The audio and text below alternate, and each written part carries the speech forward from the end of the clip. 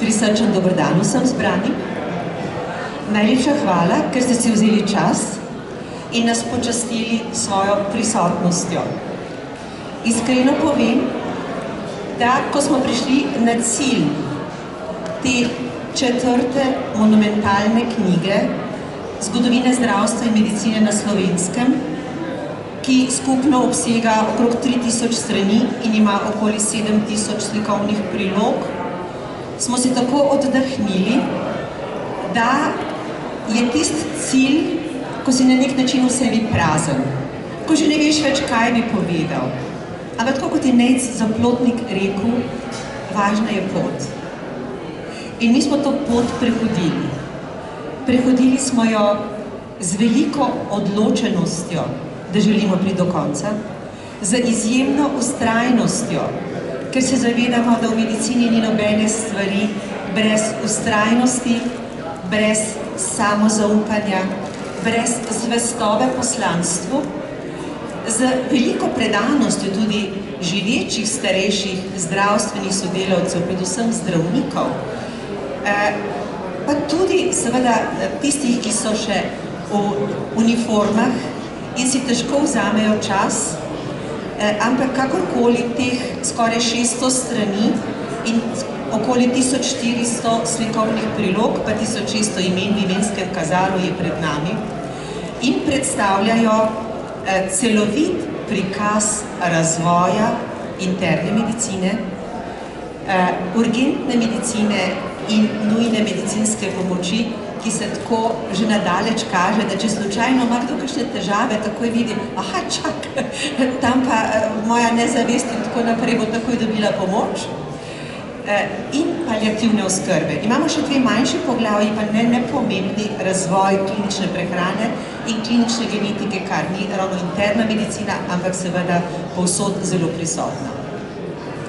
Pri tem, ker nas je vseeno tukaj kar nekaj sodelujočih, vidite, smo pa vseeno, imamo nad sabo in sabo v pomoč in oporo naše delodajalce, tudi če hočete, in osrednje predstavljene. Z nami je prodekan Medicinske fakultete Univerze v Ljubljani, profesor dr. Tomaž Marš, kjer sem jaz zaposlena in moja sodelavka dr. Ana Jakopin, in jaz ga prijazno vabim, da zbrane nagovori v tem slavnostnem trenutku.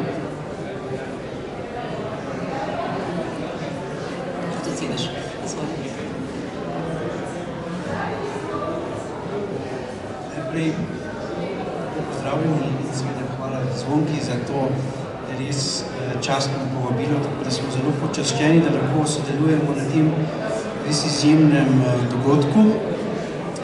Jaz bi rad samo par besed povedal o naši profesorici Zvonki.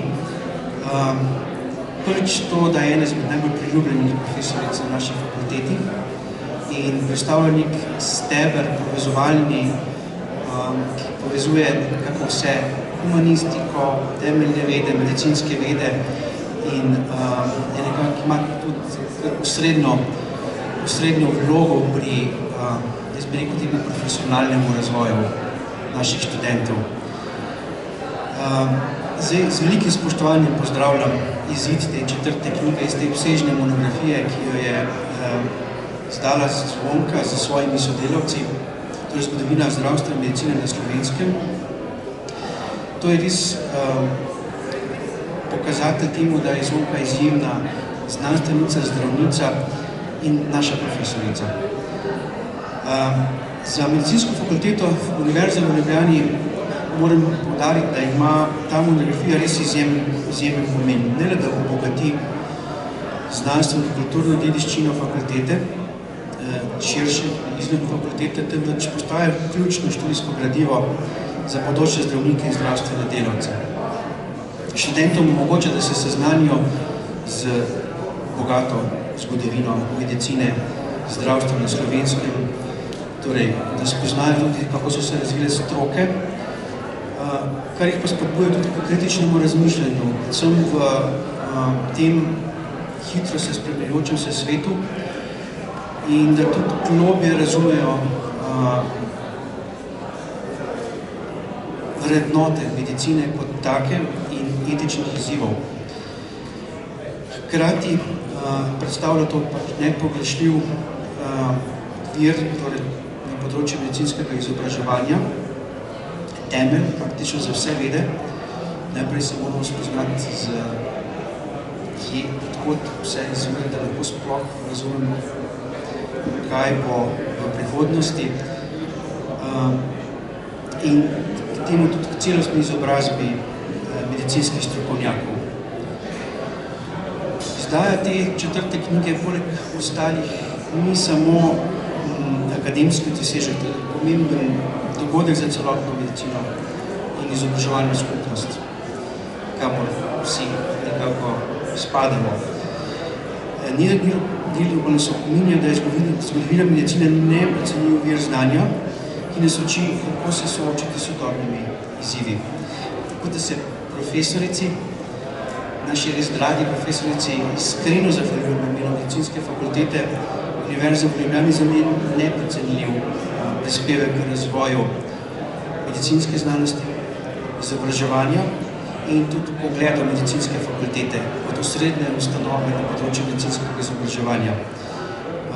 K temu imaš nedvomno velik prispevek. Res iskrena hvala.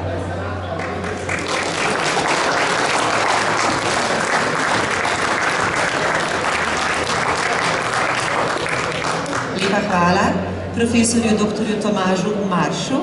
Med nami je pa tudi protagonist internističnih strok, strokovni, torej direktor interne klinike, internist, kardiolog in angiolog hkrati, profesor dr. Zlatko Fras, ki me je pri pripravi obsežnega internističnega poglavja, ki zavzema 75% knjige, ves čas zelo podpiral in sem mu iskreno hvaležna. Tako da prosim, profesor Fras, za par besed.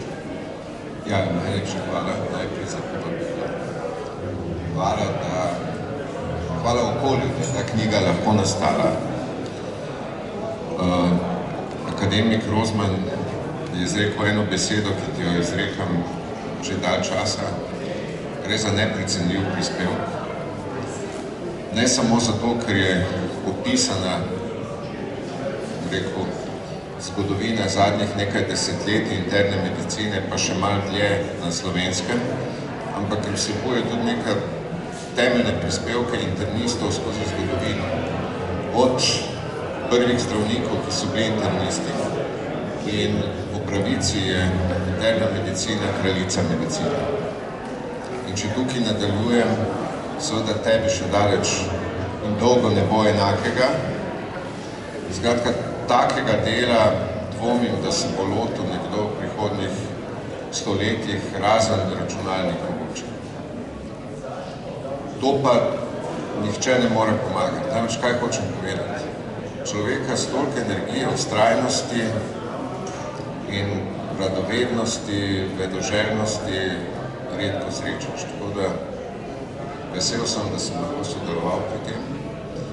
Hvaležen sem pa tudi vsem svojim učiteljem in tistim, ki se še spomnijo, kolikor je mogoče daleč, da smo lahko to knjigo pravzaprav sooblikovali. Tako da, kaj ne rečem, živim z mlajšimi in verjamem, da bodo na tej osnovi še dolgo časa pravzaprav neko tradicijo ne samo negovali, ampak tudi razvijali.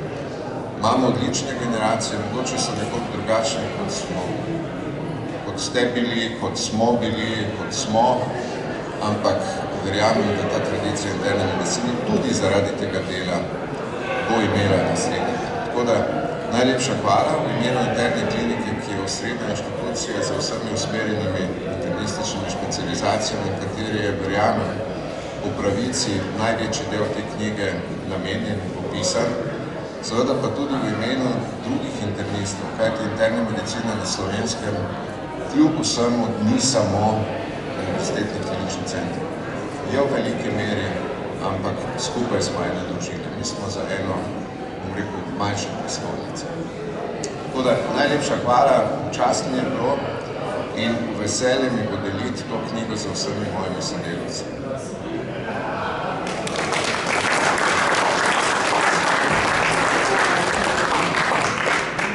Lepa hvala tudi profesorju Frasu. Tako smo nekako te uvodne stvari prijazno zaokrožili in bi predala besedo naši današnji moderatorki, naši ugledni psihiatrinji Vidi Drame-Orožim, tudi nominiranki za Slovenko leta, osebnost leta Vala 202,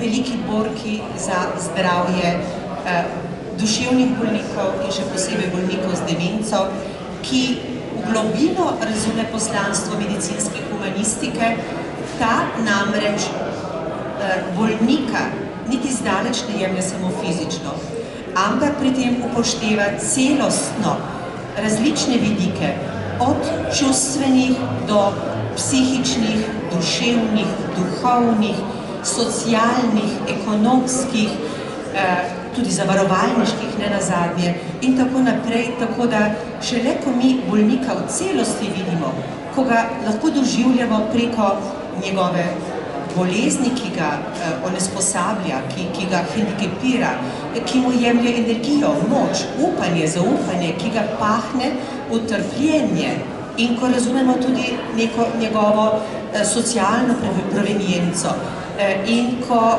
razumemo tudi njegove strahove zaradi eksistenčne krize, lahko razumemo, kako široka je ta medicina.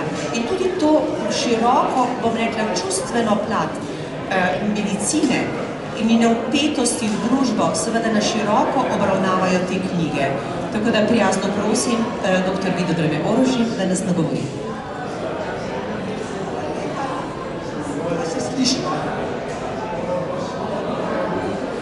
Hvala lepa. Lepo pozdravljam vse prisotne in vse govorce. Vam moram povedati, da je to delo, ki ga je ustvarila profesorica doktorica Zvonka Zupanič-Slavec, je nepresežno in sicer v vsem tem obsegu, ki je do danes išlo in še 5. knjiga pride. Naj povem to, da je bilo z početka mišljeno, da bi 4. torej knjiga interne medicine bila samo del 4. knjige, ampak ker je ta kraljica medicine tako obsežna, je morala interna medicina dobiti svojo knjigo. Torej, danes predstavljeno 4. knjigo. In naj še to povem, da je to nepresežno delo. V zadnjih 10 letih slovenskega izdajateljstva pravzaprav največje knjižno delo. Zato edini avtorici te knjige oziroma te monografije res vsa čast in najlepše čestitke ob tem, da nam je naša draga Zvonka predala s tem tudi največje darilo, ki ga lahko v zvezi z zgodovino medicine in zdravstva na Slovenskem dobimo kot sedanja generacija in vse naslednje generacije, kjer lahko črpajo neskončne podatke o preteklosti in tudi o sedanji zgodovini naše medicine. Hvala, Vidi Drame-Orožim.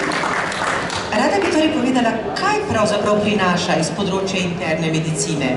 Vedno znova na enotno strukturirana poglavja skozi celotno monografijo, zaradi česar sem silno hvaležna mojemu uredniškemu odboru skozi čas.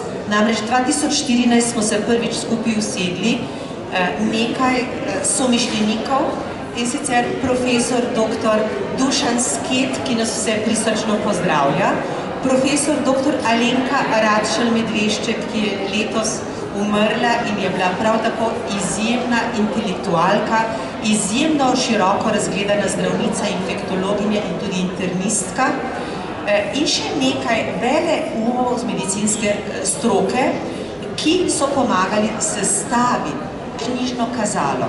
Mi smo to leta 2014 koncipirali in niti pod razno si nisem predstavljala, da bomo desetletje se s tem ukvarjali, Sem pa pri tem, kar je malo žalostno, seveda sama zaposlena na tem inštitutu do nedavnega bila. Zdaj je med nami tudi moja asistentka, zdravnica, družinska zdravnica, asistent Ana Jakopin, ki pa od leta 2016 prav tako kot strokovna sodelavka spremlja nastanek te knjige, ga prebira in mu daje pri tem tudi vedno znova tudi pravilne, aktualne poudarke in mora biti tudi nek pogled v prihodnost. Pa prosim, da mogoče nas malo nagovori.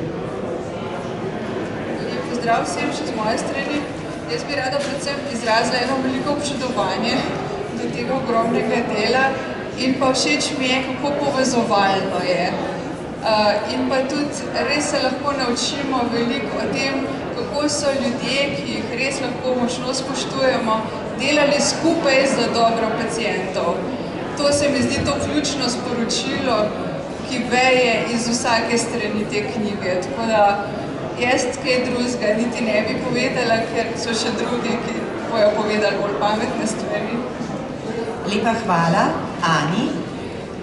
Torej, tisto, kar mislim, da je pomembno, je to, da smo imeli vedno zelo, zelo dragocene bralce, konzultante, recenzente, poleg arhivskih gradiv, primarnih, sekundarnih, različnih objav, pa na koncu tudi številnih intervjujev ljudi, pričevalcev za številne stvari, ki pa niso zapisane. Seveda segajo stvari veliko dalje nazaj, ne samo ta novejša obdobja, to takrat, dokler so dokumenti, arhivi, možnosti obstoj. Tako da mi smo obravnavali torej kardiologijo, hipertenziologijo, žilne bolezni, intenzivno interno medicino, pulmologijo, gastroenterologijo, endokrinologijo in diabetologijo, nefrologijo, revmatologijo, hematologijo in geriatrijo ter klinično toksikologijo v okviru interne medicine.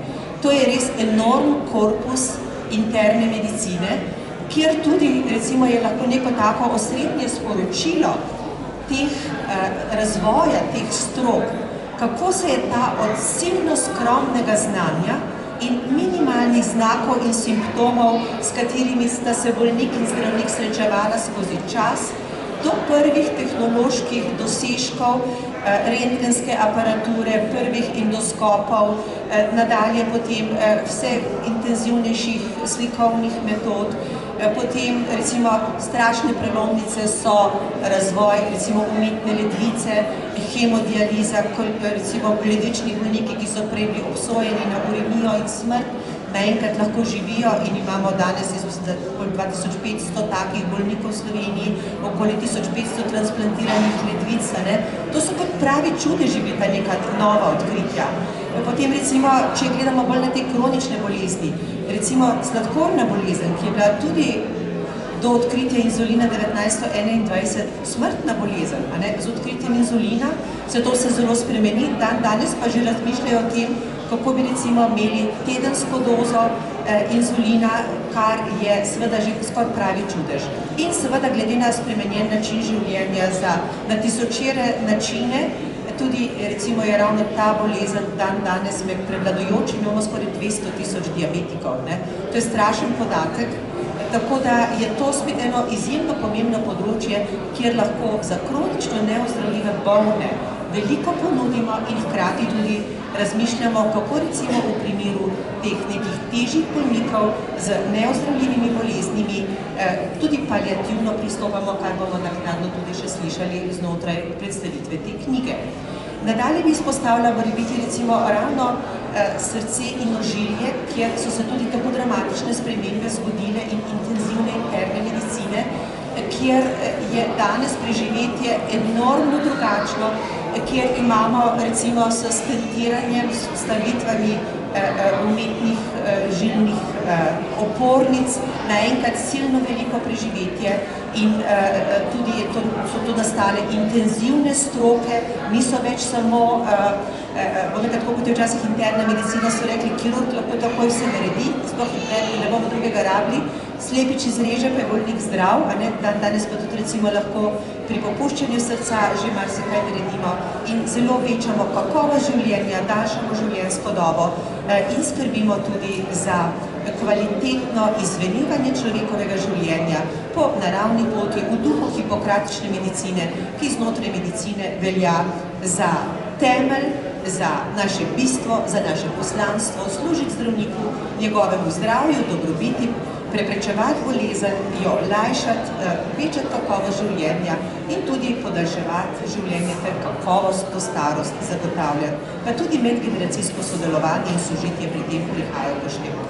Tako da interna medicina je resnično široko obravnavana in kaže strašno velike premike, izjemen pomen tudi pri tem farmacije in jaz bi tukaj povabila našo sodelavko, ki nas skozi desetletje spremlja, skozi pri nastanku te knjige, farmacevtko, magistro farmacije, doktorsko študentko, Tjašo Debelak, da nam malo tudi pove, kaj pomeni sodelovanje pri takem projektu in kaj pomeni tudi interdisciplinarnost. Lepo prosim, Tjaša. Hvala lepa za povabilo in za priložnost. Profesor Slavčeva je že zelo lepo povedala, da se da interdisciplinarno. Meni se cel projekt zdi interdisciplinarno zastavljen, ker smo res različni sodelujoči iz različnih strok, različnih področij, pa vsak tudi malo drugače prebere knjigo, večkrat prebere knjigo. In v tem desetletju, odkar sodelujem pri knjigi, smo v bistvu že kar precej posodobili, kar je pa že napisano, tako da lahko res tudi sami spremljamo dejansko zdajšnji sodoben razvoj medicine, ne samo kaj je bilo 100-200 let nazaj in več, ampak tudi zdaj, kaj se je v zadnjih 10 letih zgodilo. In mislim, da je to res pomembno, pač to povezovanje in v knjigah so predstavljeni poleg vseh izumov, odkriti, tehnološkega napredka tudi izjemni posamezniki. In niso pomembni samo posamezniki, ki so dejali ideje, ampak tudi tisti, ki so izjemno pač imeli to povezovalno vrednost, da so znali organizirati, da so peljali projekte naprej in tukaj bi izpostavila tudi našo avtorico monografije, ki nekako res uspešno dirigira vse recenzente in druge sodelujoče na knjigi, tako da je tukaj res pokazala, kako se v bistvu medicina razvija s tem, da je vključila in organizirala vse sodelujoče in pač res pripravlja neko vrhunsko delo. Hvala, Tjaša Debelak. Ja, ta mlada energija in sveže znanje in tudi interdisciplinarno vsako stvar bogati. Zdaj, knjiga je imela tudi knjižno urednico, ki pa je v Sri Lanki, tako da nas prav lepo pozdravlja iz Kolombe, da nas poslala eno lepo sliko in se vsem zahvaljuje, da razumemo, da je bila zadnji trenutek povabljena na en projekt na fakulteti, kjer je malo pomagala, pa je eno mesto ostalo in se je odpeljala, ampak brez nje ne bi uspela. Ona je 18 let zaposlena na Inštitutu za zgodovino medicine kot etnologinja, ki razume humanistiko in je verzirana v pisanju in je pač lahko uredniško delo sprejela, ker je pač tolika leta tukaj vseeno med nami. Žal je samo 12 ur tedensko z nami, tako da to je majhen čas. ZUJF je naredil veliko škode, marsikje v medicini mislim, da še posebej veliko. Bi pa rada pri tem poudarila, da tudi recimo vsak drugi tehnični sodelavec, ki je bil, ali pa tudi če ne rečemo tehnični, recimo torej lektor Cvetana Tauzes, ona prihaja iz terminološkega slovarja medicinskega, ki je zelo dobro seznanjena s to terminologijo. Potem tukaj med nami je knjižna oblikovalka, ki jo jaz zdaj slabo vidim, zato ker mi tako, lepo prosim, če lahko stane, Mateja Lopuh, Mateja Omerzel je tako zelo pomembna pri tem, ker veste 7000 slikovnih prilog dati v te knjige in skozi 10 let eno stvar, recimo delati, pač pomeni, da moraš ti res imeti odnos do tega, da moraš razumeti pravzaprav, kako ta knjiga nastaja, kakšno vlogo bo imela v družbi, da recimo zna tudi pomagati neke poudarke pri tem, izbrati kot slikovno opremo in se mi res izjemno hvaležna, tako da mi jo pa priporočil naš pokojni profesor Henrik Neubauer. Jaz sem ga vprašala, profesor, povejte mi, kako vi uspete to knjig izdati, pa tako čudovito opremnih in to. Rekel, moje skrivnost je v moji oblikovalki. In mi je zaupal njen naslov in od takrat naprej jaz te oblikovalke ne dam. In so mi res hvaležni, prosim za en aplavz za njo.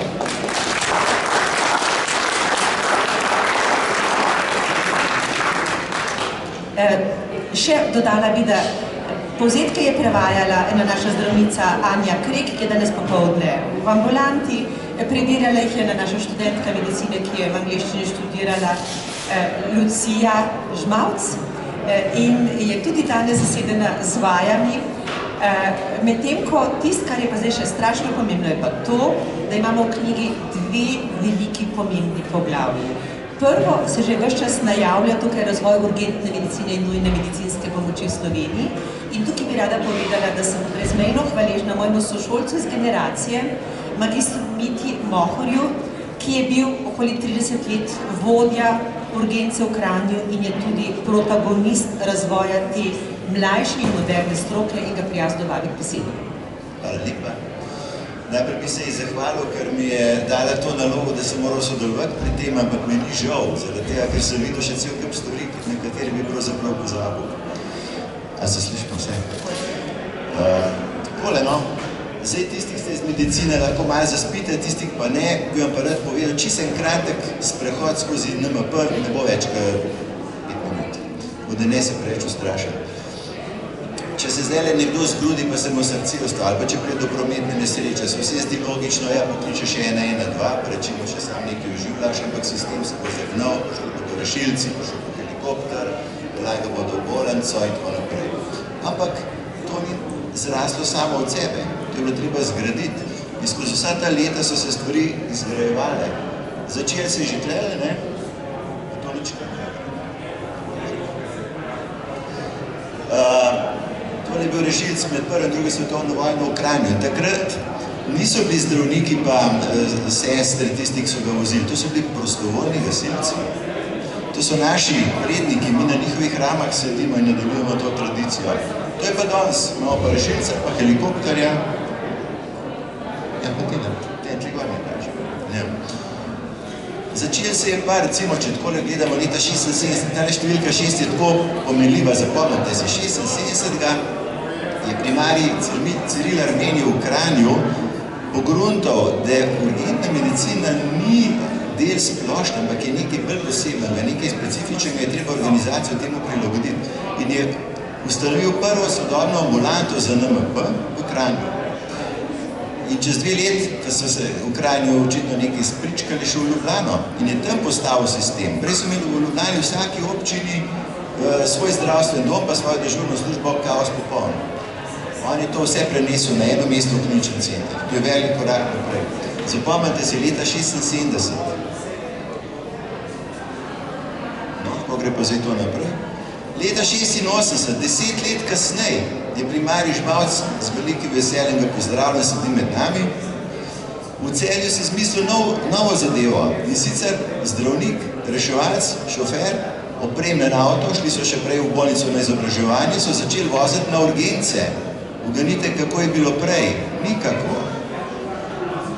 Ali je šel doktor s svojim doktorskim avtom, dal kakšno injekcijo, so čakali rešilca, uganite, koliko ljudi je pod nepotrebno umrlo. To se pravi, leta 86, 10 let potem, ko je primarij Armenij v Kranju ambulanto ustanovil, je on si izmislil še terensko službo.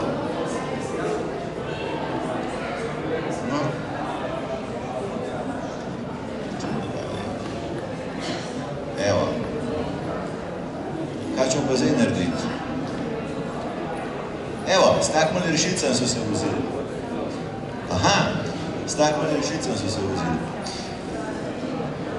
No, potem pa leta 93, leta, koliko let kasneje, je pa magister Bručan tudi med nami danes, je že davno pogruntal, da urgentna medicina mora, bom takoj pospešil, da mora urgentna medicina imeti na svoje mesto, in je ustanovil oziroma bil pobudnik, da se vzpostavil stalna strokovna skupina za urgentno medicino, kar pomeni, da je urgentna medicina prepoznana kot ena posebna stroka oziroma posebna organizacija v zdravstvu.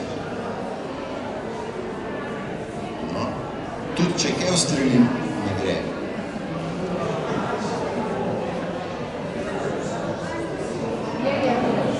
Evo, no, potem je pa leta 96, pogledajte, 76, 86, 96, 20 let je preteklo, preden je ministrstvo formiralo projekt NMP, ki ga je vodila Edita Stok, žal je umrla. in v okviru tega projekta smo po leta 96 dobili pravilnik o NMP. To je pa rojstni dan sistema NMP v Sloveniji. A si predstavljate, koliko let je bilo izgubljenih, koliko ljudi je pomrl, za koliko ljudi se je slabš izšlo, ker sistem ni deloval. Pravilnik je vse tole, ne bom vam bral, vse tole definiral, in ko smo mi tisti pravilnik takrat sprejeli, še spomnili smo se primarni Žmavca zgovarjali, smo rekli, evo, pravilnik imamo, čez 5 let bo sistem laufal. Kjer je leto je zdaj, pa sistem laufa. Danes morate zelo premisliti, veste, v kateri občini so te zaleteli ali pa kje si želite imeti infarkt. Nažalost, ne boste posod enakovredno skrbljeni. Prva helikopterska invencija, leta 2003, pa je že pravilnik iz leta 96 predvideval, da mora imeti HNMP. Leta, koliko časa je rabila država, da je to sformirala. To je bila prva intervencija. No, še eno lepo sliko vam hočem pokazati. Evo, mi smo še takle helikopter, prvi in edini namenski helikopter za NMP v Sloveniji. Dober mesec je delal, pa so ga pa skenslali.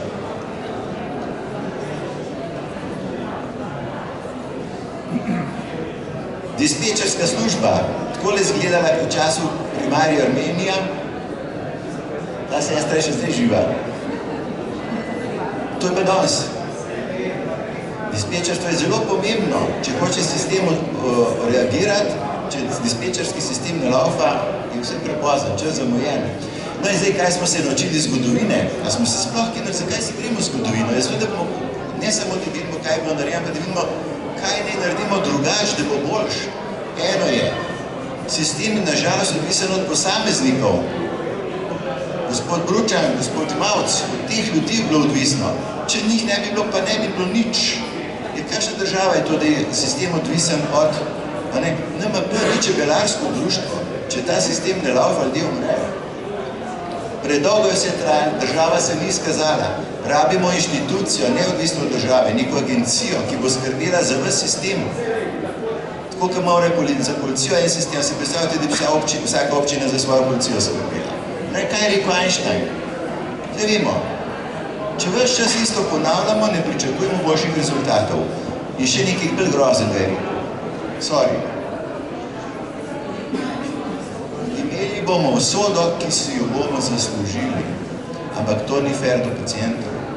Hvala lepa.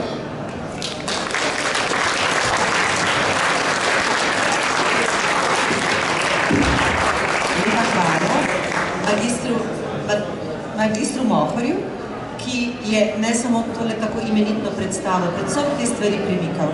Jaz bi pa rada magistra Bručana povabila, da kot tudi minister za zdravje in tako naprej s par besedami nagovori, saj je velike stvari premikal. Prijazno prosim. Ja, hvala lepa najprej za vabilo, da se dodržim te današnje predstavitve knjige gospa Zubanič Slavec.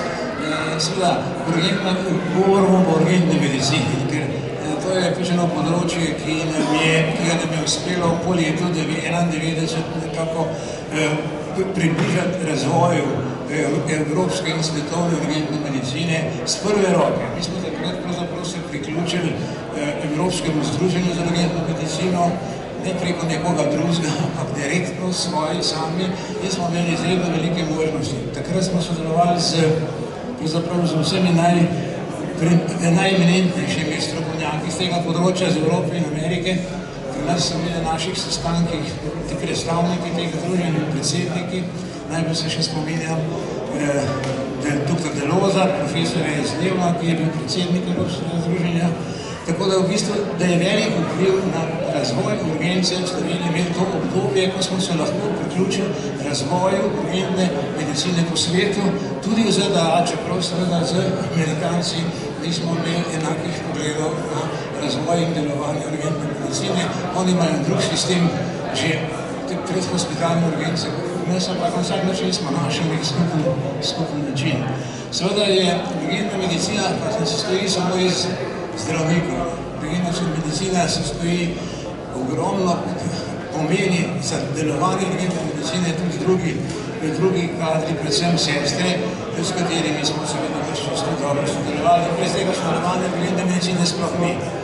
vse to govorimo o reševalcih in tako naprej, ne bomo se imenoval, ampak to je odločilnega pomena za sodelovanje. In to smo dosegli. Moram reči, pa vsaj še eno besedo, da ne bom predolg, namreč Združenje za urgentno medicino, ki smo ga ustanovili leta 1994, je imelo zelo velik pomen tudi za razvoj urgentne medicine v Sloveniji. To je daleč največji sestanek bil dolgo časa vseh zdravnikov in medicinskih sester, ne samo z področja urgence, ampak tudi z področja drugih znanosti, drugih dejavnosti v medicini, tako da je to delo tega združenja, ki se sedaj nadaljuje, je velik pomen za razvoj urgentne medicine v Sloveniji. Še enkrat, jaz bi pa na koncu še rekel tole, kar delate z pisanjem teh knjig, to je neko strašno delo, neko težko delo. Jaz sasvim si sploh ne znam predstavljati, pravzaprav, kako bi kaj lahko naredil. Že to, ker sem sodeloval zelo malo pri pripravi teh knjig, mi je pač prepričalo, da je tako delo, kot je bilo sedaj napravljeno za izdajo teh monografij, da je pač nekaj posebnega in da zasluži gospa Županja Slavec še posebno priznanje in seveda tudi en velik aplavz. Hvala lepa. Samo primarja Žmalca, če ljubim, da ostanete, da vam zaploskamo primarji Žmalci, njegovo veliko priložnost.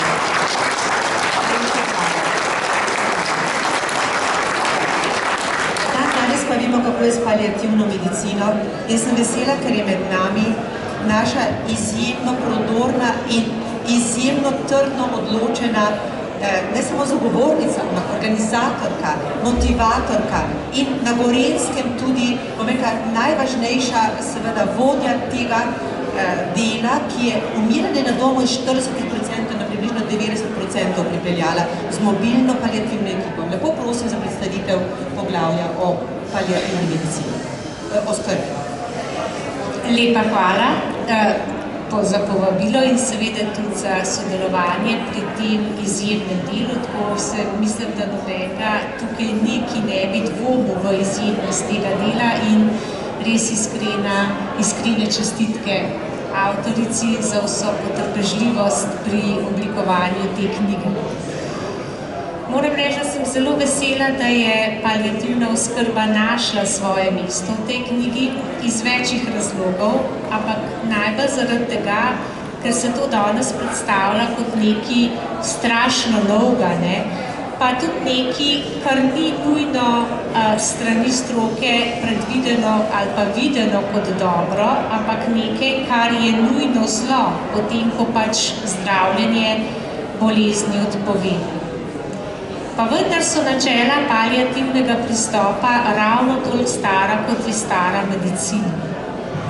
In to, kar so včasih zdravniki znali, pa smo danes mogoče v luči hitenja k tehnološkemu napredku malo pozabili ali pa umaknili, paliativna oskrba vrača nazaj.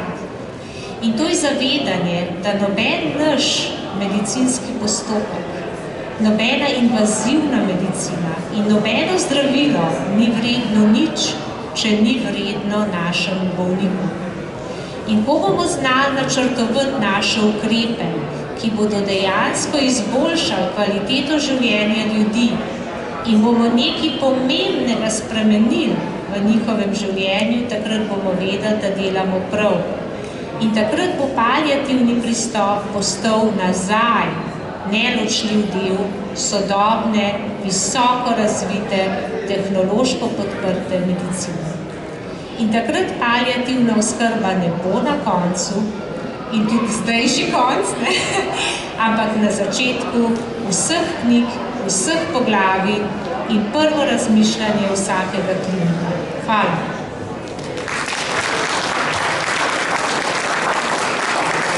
Najlepša hvala. Magistri Mateji Lopuh. Rada bi povedala, preden zaključi še stavko dvemi, naša Vida Drame Orožim, da je knjiga danes tukaj s sejemskim popustom na voljo, da jo lahko tukaj dobite in prevzamete ali naročite, da ste tisti, ki ste pri knjigi sodelovali, vabljeni, ker bomo morali ta oder zapustiti, da se tukaj v predvirju dobimo in gremo skupaj malo se družiti, ker si to zaslužimo. In da želimo, da s ponosom zremo v našo prehojeno pot, se zavedamo dobre zdravniške oskrbe in zdravstvene oskrbe skupno s celotnimi timi, ki delujejo v zdravstvu pri nas, da znamo iz korenin tradicije črpati sedanje in bodoče delo in upanje, zaupanje skupaj s sočutjem, ki ga tudi medicinska humanistika izjemno poudarja. In še zadnja beseda za našo sodelujočo, Vido Drame-Božič. Še zadnji stavek. Moram povedati res lepo informacijo za svoje čudovito, neprestižno delo. Je 800 študentov našo drago profesorico Zvonko predlagalo zdravniški zbornici za podelitev Hipokratovega priznanja, kar je največje priznanje, ki ga zbornica lahko podeljuje. To se bo podelilo 11.12. letos.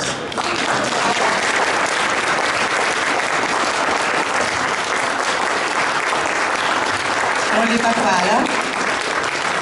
Včasih so rekli, da krogle in medalje vedno zadenejo napačna prsa.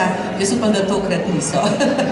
Lepo se imejte, lepa hvala. Ostajamo zvesti naši medicini. Hvala. Srečno.